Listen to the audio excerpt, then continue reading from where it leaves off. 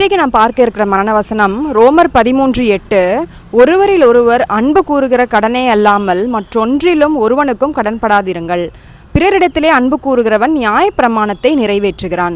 இயேசு இருந்தப்ப இயேசுக்கிட்ட ஒருத்தர் கேட்குறாரு, மோசையோட கட்டளை நியாயப்பிரமாணத்தில் எது முக்கியமான கட்டளை, எதை நம்ம கடைபிடிக்கணும்னு. அப்போ இயேசு கிறிஸ்து சொல்கிறாரு, நீ உன் முழு இருதயத்தோடும் உன் முழு ஆத்மாவோடும் தேவனை நம்ம பணிந்து கொள்ளணும், தொழுது கொள்ளணும், நம்மை போல பிறரையும் நேசிக்கணும் என்று.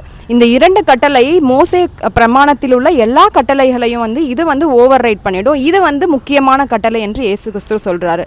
இயேசு கிறிஸ்துவுக்கு மரித்ததுக்கு பிறகும் தேசத்தில் வாழ்ந்த யூதர்கள் மோசே நியாய பிரமாணத்தின் கட்டளைகளை கைக்கொள்வதில் தான் அவர்கள் ரொம்ப நோக்கமாக இருந்தார்களே தவிர இயேசு கிறிஸ்து சொன்ன விசுவாசத்தையும் நம்பிக்கையும் அவர்கள் பெரிதாக அவர்கள் வாழ்க்கையில் கடைபிடியாதிருந்தார்கள். அப்போ தான் பவுல் அதனால தான் நிறைய திருச்சபைக்கு கடிதங்களை எழுதுகிறார்.